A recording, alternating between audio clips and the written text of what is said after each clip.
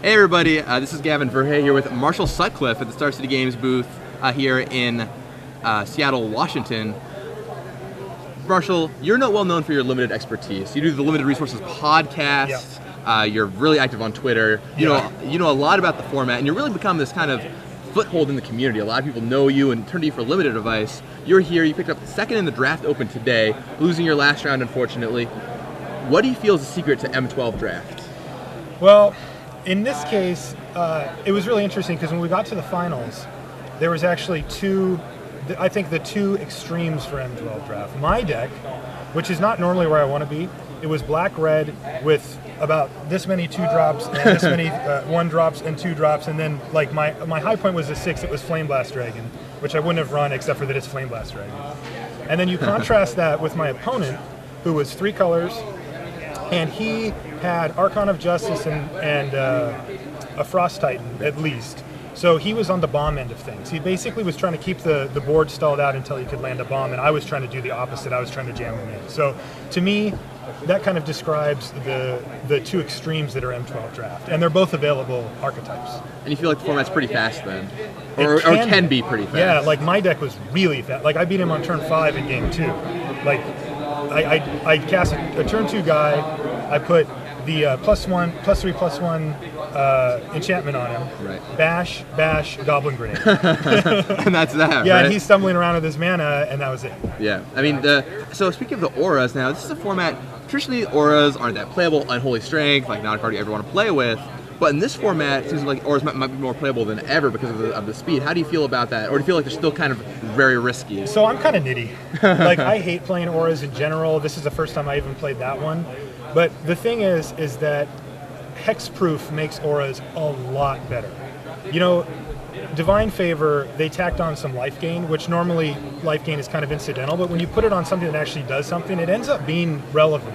And if you can stick that on something that has hexproof, the aggro decks, it's a huge hit. It's a big swing in the wrong direction on the life swing, and they can't get through it. So I think that they really made a push to make auras better, not quite like they did in Rise, where it was like, look, we're going to really, you're going to get to keep your guy even if he dies. Right. But at the same time, I think it ended up being that they're stronger than normal, but still my second choice to like almost any reasonable creature. Sure. I mean, have you drafted like the Auramancer deck or anything crazy like that? No, I leave that to Conley and those guys. I don't draft stuff like that. I want value, man. Value. So speaking of value, what do you think are some of the undervalued cards in M12 that players could be drafting higher? Well, the one that I'm always harping on is Stave Off. Stave Off. I love me some Stave Off. And it's funny because we just talked about auras.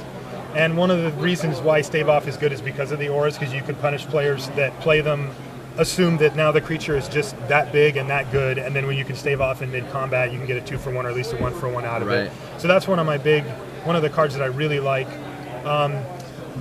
It's kind of hard to say that it's underrated, but Merfolk Looter, I still find it's going later than it usually should, and that card, man, I love me some Looter. It's one of those cards that's underrated in the sense that it's insane. People just aren't taking it highly enough. Exactly. Like, everybody knows it's good, but I think it's better than even they think. Yeah. Like, you'll be happy first picking it out of a pack a lot of the times. I have done it many times. For sure. Yeah. So, those are maybe some of the undervalued cards. What about overvalued cards? Like, what are people taking? Maybe was good in past formats, but this format, not so much. Well, I think the auras are slightly overvalued. I think people are running them as if they were just straight value cards that you just throw into any deck. Sure. And they're not. They're high risk, high reward cards. And I think, what I found is that big green cards like Stampeding Rhino, those just don't hold up to the aggro decks. Like when a guy casts a Gorehorn Minotaurs on you and it's a 5/5 for 4 and he's in an aggro red or red-black deck and your turn 5 play doesn't even block it or can't even trade with it, I don't think that you can really run those at this point. I've found those like Stampeding Rhino, any of the overcosted. He's now overcosted, even though traditionally he's solid value. Right. Yeah. I think green has a problem in that set in this set especially because like you want to play like your Stampeding Rhinos and your 6-mana 5/6s and such, and they're just not nearly as impressive as they have in past formats. There's green decks with Overrun, and there's green decks without it, and that's the line. If you guys have any specific questions for Marshall, tweet them at us and we'll get them to you. Of course, you can also catch him on Twitter at MarshallLRcast. That's right, yeah. But tell us about how your drafts went. So you made the finals of the second draft open, or first draft open, sorry. So how'd your first draft go? What'd you do? So I ended up drafting a deck that I've actually drafted 3 times this weekend. I did an 8-4 here yesterday, and then I did like a home draft, and then today, which is blue-green overrun, basically. So in my first pack, I opened it up, and it's kind of a weak pack, and I took the vampire outcasts, the ones that have Bloodthirst and Lifelink, and they get 4/4. Okay. And I thought that was probably the best card in the pack, and then I get shipped an overrun, and I'm like, I don't like overrun. I like playing overrun. I don't like it as a card though, but I can definitely see why it's in this set. Anyway, I took that, and then I got shipped a Merfolk Looter, and I said to myself, okay, well, I guess I'm going to be in blue-green overrun deck, and that's exactly what I ended up in. I ended up with 2 looters, just the 1 overrun, no mind controls. But I also had a Ponder, I had a Divination. I was able to basically sift through my library, play enough guys to just create critical mass and then go, do I win? Yeah. And the answer was yes for the most part today. Yeah, that works out pretty well. Are there any keys to the archetype cards that you are better in? Like, say you like open an overrun, you almost take it most of the time. Then you can kind of build around it. Are there any cards that are good in that archetype you might value higher than normal? So there's 2 cards that come to mind. The first one is Grizzly Bears, and I know that sounds weird, but I played a playset of them in the draft yesterday, and I had 2 today. Yeah, the thing is that they do exactly what you want. They can trade for some of the bloodthirsted guys, the 4/2, and then the smaller ones if you need to. Of course, you don't want to be trading in overrun.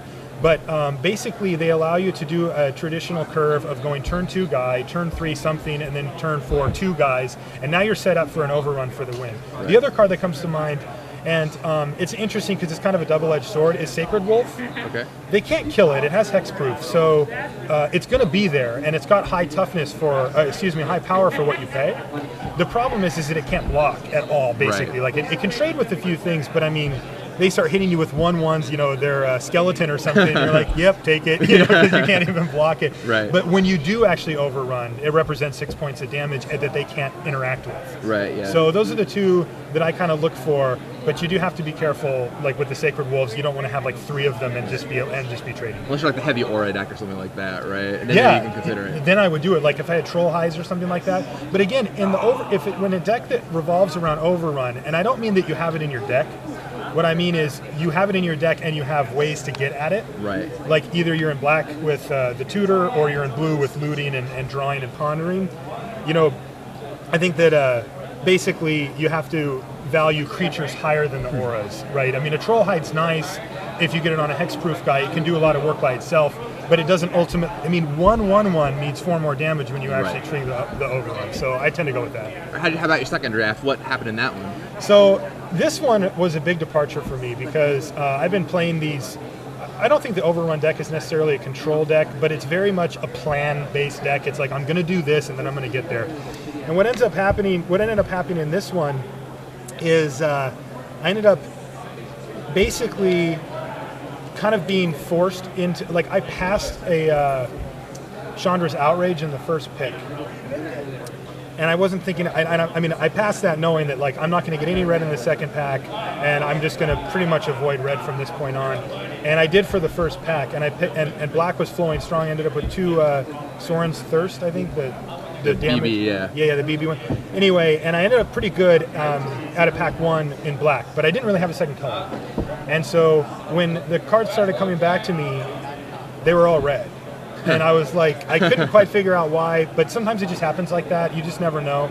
And I got shipped a bunch of good red stuff, except for it was like all the small spells for red. It was Shock instead of Incinerate. It was Goblin Pikers. It was all type, like Goblin Tunneler, the stuff like that. And so I started snatching that stuff up, and I said, okay, well, I guess I'm just all in black-red. Like, play a bunch of guys, get in there, and then try to finish off with, like, I played a Lava Axe.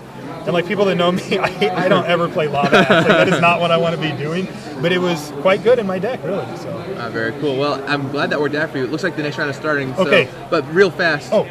Just anything else you want to give for M12? Any ideas or things that you think work out better in this format that you might not consider otherwise? We have a couple minutes. So. Okay, well, one thing I want to say don't do is the mill deck. Yeah, don't try that one at home. No, kids. I just watched Conley. He's doing the second draft open, and he's got a mill deck. But it's funny, it's kind of disguised because he actually milled out a good friend of mine in the third game, and in the second game it was basically inevitable.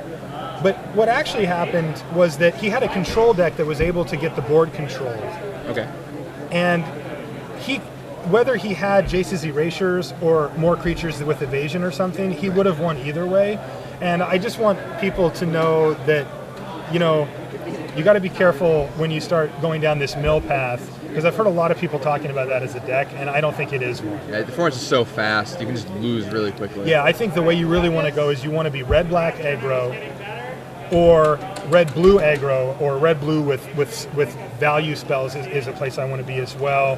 And beyond that, if you're going to go control, you have to go big guys.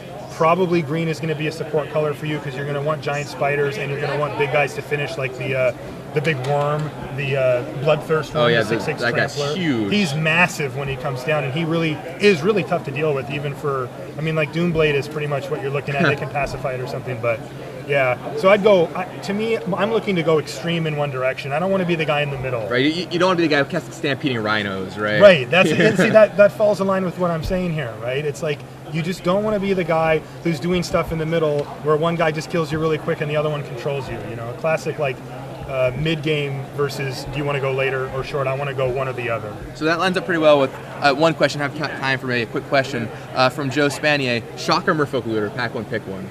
For me, it's Merfolk Looter. Merfolk Looter, okay. Yeah, I mean, Shock is good, but it's not Lightning Bolt. If you make that Incinerate, I'm probably taking Incinerate. Okay, interesting. Yeah, but for me, like, Looter opens up so many doors, and it just, like, if you stick a Looter, you don't lose because of Mana Screw. You don't lose because of Mana Flood anymore. And that I value that very highly. Like, it reduces the variance in your deck a lot, and if you draft solid cards like I tend to, like value-type cards, he's going to get you to those. If you draft high variance swingy cards, I don't think he's quite as good. But I think he's a little better than Shock. Well, great. Well, we're got to head out, Marshall, but thanks you so much for coming to the booth. It was great. Good work on your job. Appreciate Good work today. Once again, you can catch him on Twitter, Marshall LRcast, also podcast, limited resources, great stuff. Keep up the good work. Hey, great having you in here. We'll be back in just a second with